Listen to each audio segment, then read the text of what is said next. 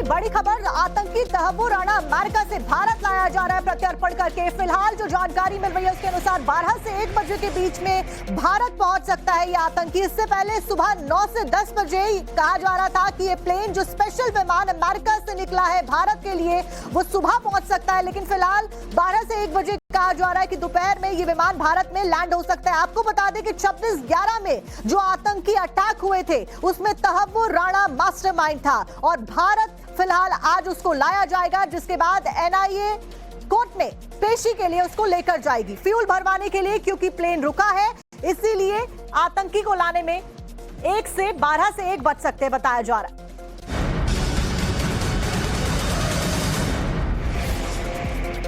और आतंकी तहव्वुर राणा से जुड़ी हुई इस वक्त की एक और बड़ी अपडेट सामने आ रही है सोर्सेस के हवाले से। सूत्रों के मुताबिक थोड़ी ही देर में भारत पहुंच सकता है आतंकी तहव्वुर राणा। जानकारी के मुताबिक पहले सुबह 9 बजे से 10 बजे के बीच में पहुंचने की खबर थी, लेकिन फ्यूल भरवाने के लिए प्लेन को स्टॉपेज पर रोकना पड़ा, जिसकी वजह से देरी हुई है और समय करीबन 3 घंटे बढ़ गया है। अब बताया जा रहा है कि पहले तहव्वुर राणा को एनआईए हेडक्वार्टर्स में ले जाया जाएगा भारत में लैंडिंग के बाद में, और इसी के तहत स्वाट कमांडो को अलर्ट पर रखा गया है। टीम पहले से ही तैयार कर दी गई है। तो तहव्वुर राणा 26/11 का मास्टरमाइंड फिलहाल भारत लाया जाएगा। एनआईए कोर्ट में तहव्वुर राणा की पेशी की जाएगी और इसी के लिए तमाम जो कमांडोज हैं उनको अलर्ट पर पहले ही रखा गया है। कोर्ट से एनआईए तहव्वुर राणा की कस्टडी की मांग करेगी। एनआईए की टीम ने 2009 में किया था मुकदमा दर्ज। और ज्यादा जानकारी लेकर अनुज हमारे साथ में हमारे सहयोगी जुड़ गए। अनुज, फिलहाल क्या कुछ अपडेट? बताया जा रहा है कि 3 घंटे समय बढ़ गया है प्लेन को स्टॉपेज की वजह से।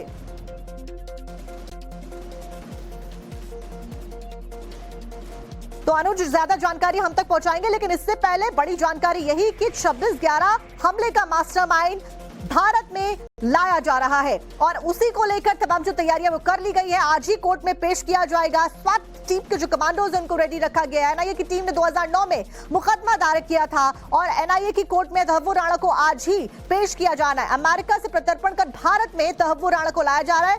कोर्ट से एनआईए कस्टडी की बात यहां पर करती हुई नजर आने वाली है। इसी के तहत स्वाट कमांडोज को अलर्ट पर रखा गया है। ज्यादा जानकारी के साथ हमारे साथ अनुज और मोहित जुड़ गए। अनुज, फिलहाल क्या कुछ अपडेट है? बताया जा रहा है कि 3 घंटे डिले हुई है लाने में तहव्वुर राणा को। ठीक है, आगे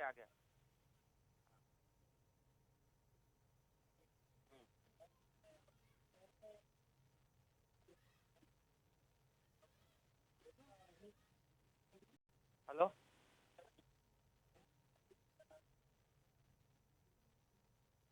तो देखिए, अनुज से संपर्क करने का एक बार फिर से हम प्रयास करेंगे। मोहित भी हमारे साथ में जुड़े हुए हैं, लेकिन फिलहाल ये भारत में इस आतंकी का लाना एक बड़ी जीत भारत के लिए कही जा रही है और अमेरिका और भारत की दोस्ती का एक बार फिर से जिक्र किया जा रहा है। और इस सब के बीच में क्योंकि कई सारे पाकिस्तानी आतंकी भी शामिल थे, तो पाकिस्तान के लिए चिंता की बात जरूर है। एनआईए की टीम ने साल 2009 में ही मुकदमा दर्ज कर लिया था। 26/11 का ताज के ऊपर जो अटैक किया था वो आपको याद होगा। दिल दहला देने वाली वो तस्वीरें थी जब न केवल हमारे जो सिक्योरिटी फोर्सेस थी उनकी जान गई थी, बल्कि कई आम जन लोग देश से लेकर विदेश तक के इस पूरे घटनाक्रम में उनकी मौत हुई थी। अनुज का एक बार फिर से रुख करेंगे। अनुज, फिलहाल क्या कुछ जानकारी है? 3 घंटे ये आतंकी का लाना यहां पर डिले हुआ है, क्या कुछ अपडेट?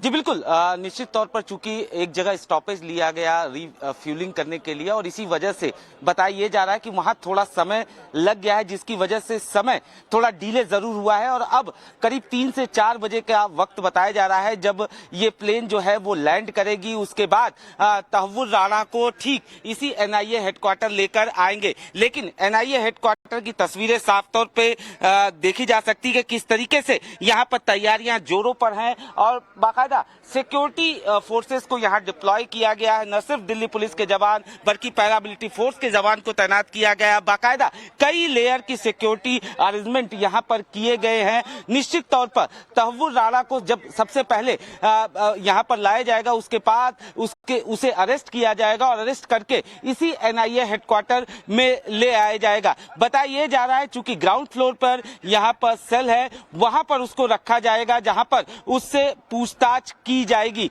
इतना ही नहीं, मेडिकल टेस्ट भी तहव्वुर राणा का यहाँ पर कराया जाएगा और साथ ही साथ उसे कोर्ट में किस तरीके से पेश करना है उसको लेकर मंथन चल रहा है। यहाँ बड़ी बात यह है कि अभी जो जानकारी मिल रही है, एनआईए हेडक्वार्टर के अंदर एक हाई लेवल मीटिंग भी चल रही है जिसमें तमाम अधिकारी जो हैं वो मौजूद हैं और इस बात का मंथन चल रहा है कि जब तहव्वुर राणा को यहाँ पर लाया जाएगा तो उसके बाद क्या उसे कोर्ट में पेश करना है या वीडियो कॉन्फ्रेंसिंग के जरिए उसे कोर्ट में पेश करना है। तो फिलहाल जो अधिकारी हैं वो अंदर मौजूद हैं। साथ ही साथ एक खास टीम का गठन किया गया है जो तहव्वुर राणा से पूछताछ करेगी। यानी न सिर्फ एनआईए की टीम तहव्वुर से पूछताछ करेगी बल्कि मल्टीपल एजेंसियां जो हैं वो भी तहव्वुर राणा से पूछताछ करेंगी। एक बड़ी कामयाबी है, खासतौर पे भारतीय एजेंसियों की बात करें और तहव्वुर राणा से पूछताछ जो है वो सबसे अहम कड़ी है इस पूरे मामले की, क्योंकि जिस तरीके से पाकिस्तान लगातार अपना पलड़ा झाड़ता रहा, ऐसे में तहव्वुर राणा से पूछताछ के बाद पाकिस्तान की पोल खुलनी तय है और यही वजह है कि ये एक बड़ी कामयाबी है। तो फिलहाल एनआईए हेडक्वार्टर जहां अंदर जो है वो बाकायदा मीटिंग चल रही है, मंथन चल रहा है, वहीं दूसरी तरफ बाहर की तस्वीरें साफ तौर पर बयां कर रही है कि किस तरीके से तैयारियां जो हैं वो पूरी तरीके से कर ली गई हैं। दिल्ली पुलिस के जवान, पैरामिलिट्री फोर्स के जवान, उनकी तैनाती कर ली गई है। इतना ही नहीं, इस पूरे रोड को पूरी तरीके से ब्लॉक कर दिया गया है, किसी को आने जाने की इजाजत यहाँ पर नहीं है। और सुबह से ही हम यहाँ पर देख रहे थे कि किस तरीके से बाकायदा जो आला अधिकारी हैं वो आ रहे थे और सुरक्षा को सुनिश्चित कर रहे थे कि किस तरीके से उन्हें सिक्योरिटी अरेंजमेंट करना है। तो फिलहाल जो है यहाँ पर तैयारियां पूरी कर ली गई हैं, लेकिन जिस तरीके से ये बात सामने आ रही कि थोड़ी देरी जरूर अब हो रही है, क्योंकि जिस तरीके से 12 से 1 बजे का समय था, लेकिन चूंकि वहां थोड़ा समय लग गया, इसकी वजह से अब जो समय 3 से 4 बजे के आसपास का बताया जा रहा है। जी ठीक है अनुज, फिलहाल जानकारी आपने दी। ठीक है, एनआईए हेडक्वार्टर्स के बाहर जैसा कि आप दिखा भी पा रहे हैं, सिक्योरिटी के पुख्ता इंतजाम किए गए हैं, प्रॉपर फोर्सेस की तैनाती की गई है और रूट डायवर्जन भी खास तौर पर किया गया है, क्योंकि आतंकी तहव्वुर राणा जिसके लिए भारत लगातार ये प्रयास कर रहा था कि किस तरीके से अमेरिका से उसको वापस भारत लाया जा सके और फिर उसके बाद कानूनी कार्रवाई को आगे बढ़ाया जा सके, वो आखिरकार भारत वापस लाया जा रहा है और इसी को लेकर तमाम जो तैयारियां हैं वो की गई है। इसी बीच मोहित ओम भी हमारे साथ में जुड़ गए, गौरव भी हमारे साथ में जुड़े हैं। मोहित का रुख करते हैं। मोहित, पालम एयरपोर्ट से आप हमारे साथ में जुड़े हैं। फिलहाल पालम एयरपोर्ट पर क्या कुछ व्यवस्थाएं की गई हैं और बताया जा रहा है कि 3 से 4 बजे के आसपास में लैंड हो सकता है प्लेन?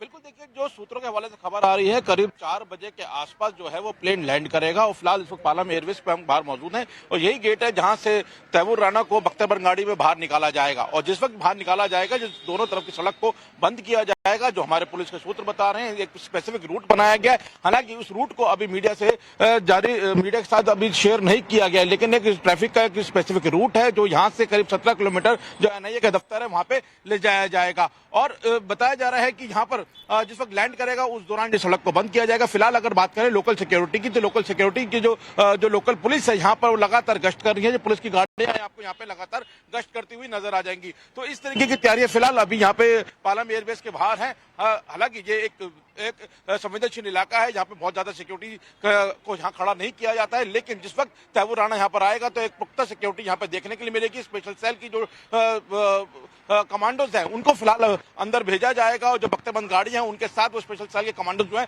वो साथ रहेंगे। वो गाड़ी इसीलिए होती है कि जब कोई भी ऐसे संवेदनशील व्यक्ति को लाया जाता है तो उस गाड़ी पे किसी तरीके का कोई हमला ना हो सके, उसके अंदर सुरक्षा होती है, उसी गाड़ी को यहाँ पे अंदर ले जाया गया। तो फिलहाल अभी जब वक्त यहाँ पे लैंड करेगा उस वक्त यहाँ पे सिक्योरिटी काफी ज्यादा देखने को मिलेगी और दोनों तरफ की सड़क को बंद किया जाएगा। जी ठीक है मोहित, कुल मिलाकर सिक्योरिटी के लिहाज से हर वो कदम उठाया जा रहा है और हर बारीकी को ध्यान में रखा जा रहा है। एनआईए हेडक्वार्टर्स के सामने से क्या कुछ सिक्योरिटी की व्यवस्था है वो हमने आपको दिखाई। इसके साथ साथ में पालम एयरपोर्ट, जहां पर स्पेशल विमान जो कि अमेरिका से रवाना हो गया है, दिल्ली में कभी भी लैंड हो सकता है, बताया जा रहा है पालम एयरपोर्ट पर लैंड होगा, वहां से आपको जानकारी दी। इस बीच गौरव श्रीवास्तव पटियाला हाउस कोर्ट से हमारे साथ में जुड़ गए। गौरव, कहा जा रहा है कि आज ही कोर्ट में पेशी भी कराई जाएगी, एनआईए कोर्ट में पेशी कराई जाएगी, क्या कुछ जानकारी और एक बार लीगल प्रोसीजर क्रोनोलॉजी में एक बार समझाइए। ठीक है, बिल्कुल। देखिए, पटियाला हाउस कोर्ट में के बाहर हम मौजूद हैं और यहाँ पर सबसे पहले मैं विजुअल्स दिखा दूं। यहाँ पर अगर आप देखें तो जो सिक्योरिटी के लिहाज से जो तैनाती आप यहाँ पे देखें तो टीएसआर के जवान, पैरामिलिट्री फोर्सेज और दिल्ली पुलिस के जवान जो हैं उनकी मौजूदगी आपको तस्वीरों में नजर आ रही होगी। और जो एनआईए कोर्ट है वहाँ पर अमूमन पेशी होती है, लेकिन जो जानकारी है जो चाहे डीजे हो चाहे एडीजे दोनों ही यहाँ पर मौजूद नहीं है, तो ऐसे में जो यूएपीए की कोर्ट है उनकी कोर्ट में जो है उनको पेश किया जा सकता है। और ये प्रोसीजर है कि जो पहली पेशी होती है किसी भी आरोपी की वो फिजिकली की जाती है कोर्ट के सामने, ताकि उसके बाद कस्टडी दी जा सके।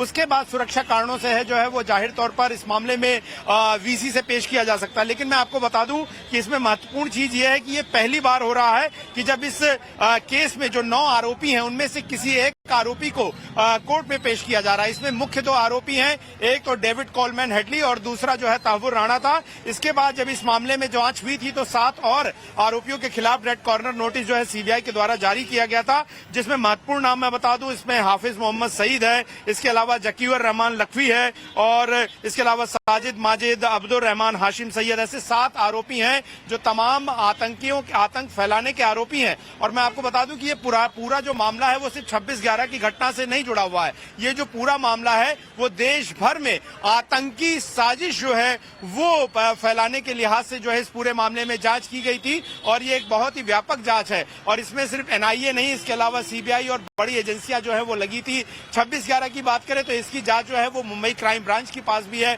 मुंबई क्राइम ब्रांच भी इस मामले में जांच कर रही है। तो सबसे पहले एनआईए कस्टडी लेकर पूछताछ करेगी और एनआईए का जो मुख्य उद्देश्य जो जान पड़ता है वो सबसे पहला यही होगा कि इस मामले में एक ऐसा डोजियर तैयार करना जो सिर्फ भारत की कोर्ट में ही तहव्वुर राणा को सजा दिलाने के लिए नहीं, बल्कि इंटरनेशनल कोर्ट हो चाहे या जरूरत पड़ने पर यूएन के सामने या बाकी देशों के सामने पाकिस्तान की हकीकत दिखाने में काम आएगा। जो डोजियर तैयार किया जाएगा उससे पूछताछ के बयानों पर उसमें तमाम ये आतंकी, चाहे हाफिज मोहम्मद सईद हो या जकीर रहमान लखवी हो, इन सभी के खिलाफ कैसे इन सब ने इस भारत में जो है आतंक फैलाने की कोशिश की, कैसे ये मास्टरमाइंड बने, 26/11 को लेकर पाकिस्तान की सेना और सरकार का क्या सहयोग रहा और कैसे इस पूरे षड्यंत्र को किया गया, ये सारी बातें जो है इस डोजियर में निकल कर आएंगी और इस डोजियर के जरिए भारत एक तस्वीर जो है वो सामने रखने की कोशिश करेगी। तो बहुत महत्वपूर्ण जाहिर तौर पर तहव्वुर राणा की जो ये पेशी है वो होगी और सबसे पहली कोशिश यही होगी कि भारत आते ही उसका मेडिकल होगा और उसे कोर्ट में पेश किया जाएगा।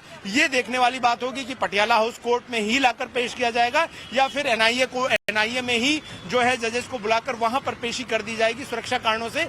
ये अभी देखने वाली बात मिलाकर ये कह सकते हैं कि आतंकी तहव्वुर राणा के साथ साथ में तमाम उन आतंकियों की उल्टी गिनती शुरू हो गई है जो कि भारत में आतंकी गतिविधियों को बढ़ावा लगातार देते आए हैं। और साथ साथ में जब पेशी की जाएगी तो उस प्रोसीजर में कितना समय लगेगा? अगर 3 से 4 बजे के बीच में तहव्वुर राणा को भारत लाया जाता है तो कोर्ट में कब तक पेशी कराई जा सकती है?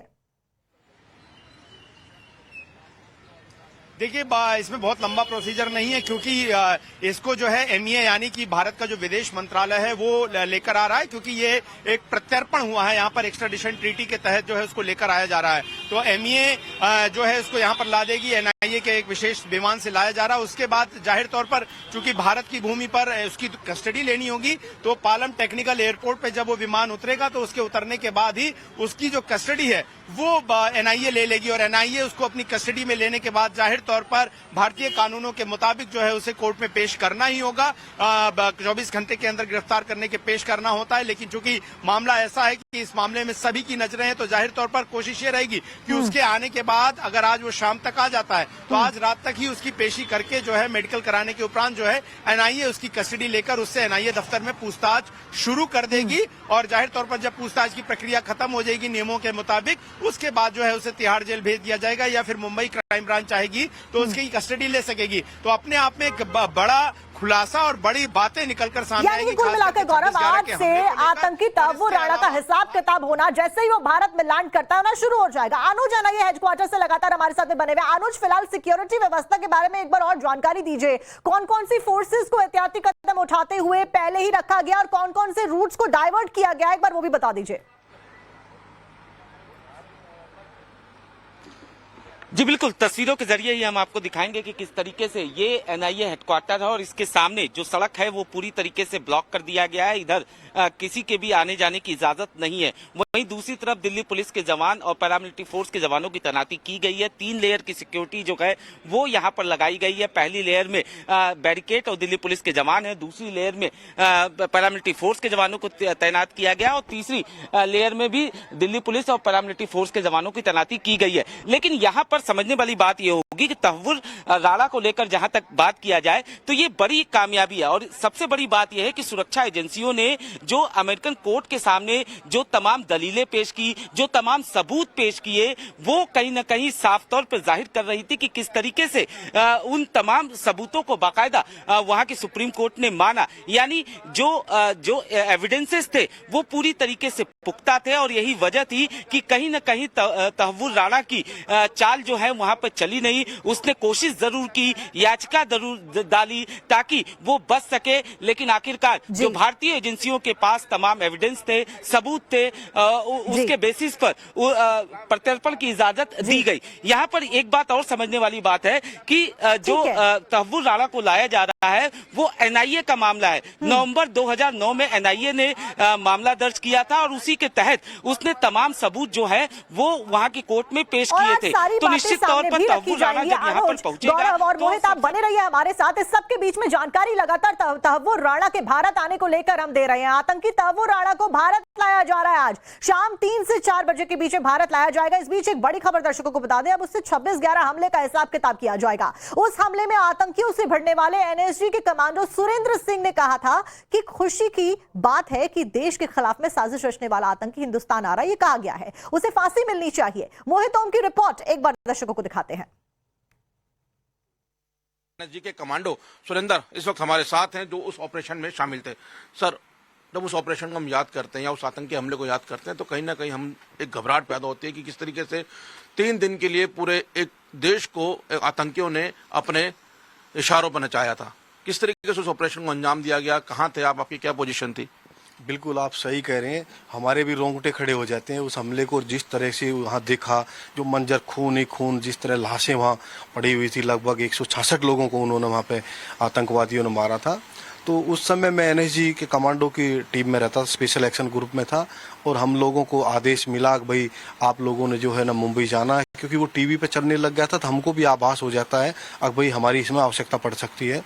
तो वैसे भी एनएसजी रेडी रहती है, 20 मिनट के अंदर मूव कर जाती है मानेसर से और सीधा हम लोगों को जो है ना एयरपोर्ट पे हम पहुंचे। एयरपोर्ट पे पहुंचने के बाद जो है ना वहाँ तो काफ़ी डिले होता रहा। मैं उन चीज़ों में नहीं जाऊँगा आज क्योंकि बहुत बड़ा दिन है देश के लिए और दुनिया के लिए। और जिस तरीके से देश के प्रधानमंत्री ने और जो ना अमेरिका के राष्ट्रपति ने जो इतने बड़े जो ना साजिशकार जो आतंकवादी को जो है ना उसके अंजाम तक पहुँचाने के लिए जो ये फैसला लिया है, ये आज आतंकवाद पर ही नहीं पाकिस्तान के मुंह के ऊपर भी तमाचा है। और उन लोगों को भी आज बहुत खुशी हो रही होगी, आज मुझे भी बहुत खुशी हो रही है कि जो इतना बड़ा जो जालिम है उसको जो है ना हिंदुस्तान की धरती पर लाया जा रहा है।